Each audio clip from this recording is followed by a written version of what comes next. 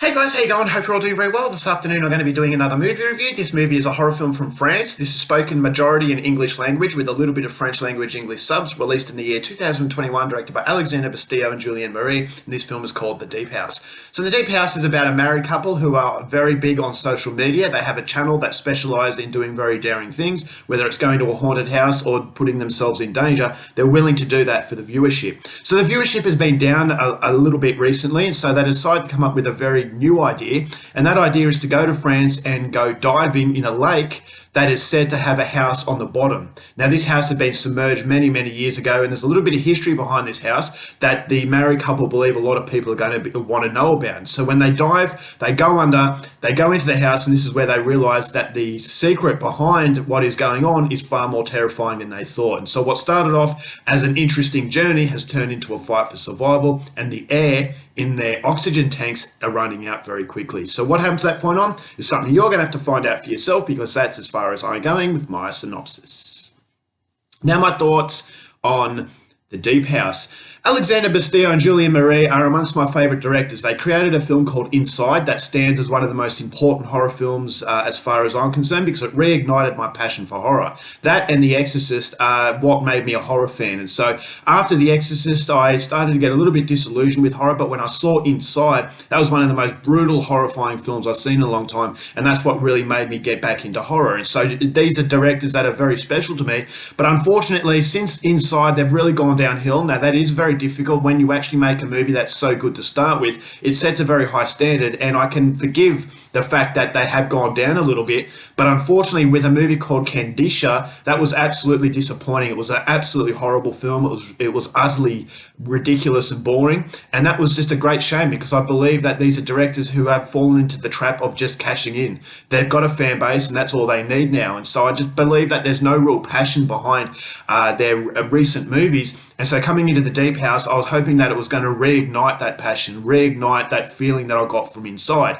And after watching The Deep House, I will say that it is very interesting, but when the novelty wears off, this is unfortunately where it starts to fall down, because this is a found footage horror film and it's set in a very different atmosphere. But unfortunately, when you look over that novelty of being underwater, it does possess a lot of the generic tricks that found footage plays. There's a lot of jump scares, there's a lot of cheap tricks. And so that, to me, is what was very disappointing, because I felt as though there was a hint of laziness underneath all the creativity. So it is a movie that does possess something a little bit different as far as world building is concerned. And it does create a lot of avenues for horror, because underwater, it is a completely different world, and you can't do what you can do on land. And so I thought that was a really good idea, and it was trying something a little bit different. But unfortunately, the way it tells its story and the history behind this house, I thought was very generic. There's a lot of exposition in the movie that I'm really disappointed by, because they didn't really need to spell everything out. A lot of directors don't really have a lot of confidence in the viewer's intelligence, and a lot of confidence in telling a story naturally.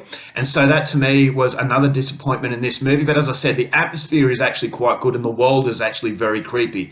And so it's a very claustrophobic feeling that the movie produces. And I like the fact that they didn't rely on gore this time. They are very gory directors, but this movie relies a lot more on the psychology of being trapped in a very closed-in environment. And so that I thought was good. But as I said, after the novelty wears off, this is where the movie starts to fall down, because it's basically just your standard found footage horror film. It is in a different world, but the way it tells its story, the horror tropes, the jump scares, I just thought as though it's something that I've seen before. And so it's basically just the same old found footage horror film told in a different world.